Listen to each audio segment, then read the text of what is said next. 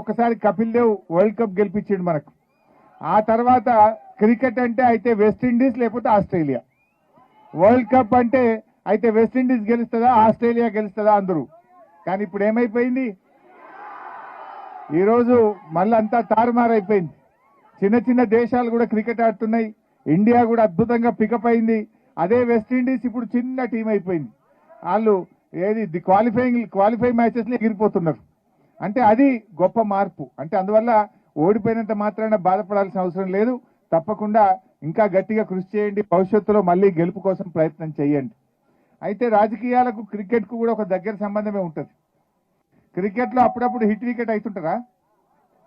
క్రికెట్లో hit wicket అంటే తనకు తాను కొట్టుకొని అవుట్ అవ్వడం.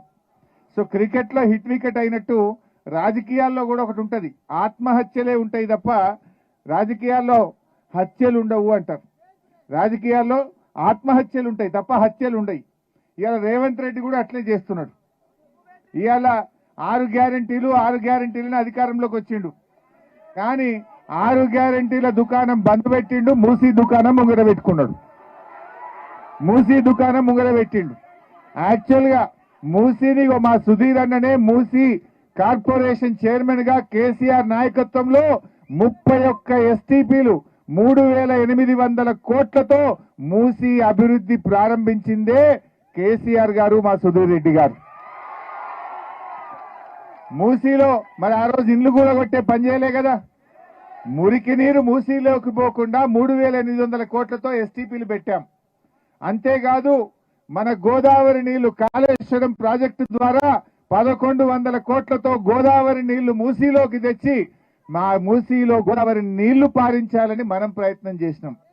కానీ రేవంత్ రెడ్డి ఆ గోదావరి నీళ్లు తెచ్చేది బంద్ పెట్టిండు, ఎస్టీపీలు బంద్ పెట్టిండు, మూసీలో ఇండ్లు గులగొట్టుడు పెట్టిండు, పేదోళ్ళ ఇండ్లు గులగొట్టిండు. ఇలా పేదోళ్ళ ఇండ్లు గులగొట్టడం అంటేనే రేవంత్ రెడ్డి హిట్ వికెట్ అయిపోయినట్టు. పేదోళ్ళ ఇండ్ల తెరువు పోవడం అంటేనే హిట్ వికెట్. ఆయనకైనా సెల్ఫ్ బోల్డ్ అయిపోయింది. ఎందుకంటే ఎవడన్నా గరీబోళ్ళ తెరువు పోతాడా? నువ్వు మూసి శుద్ధి చేయాలంటే గోదావరి నీళ్లు తీసుకురా, నువ్వు గోదావరి నీళ్లుదే.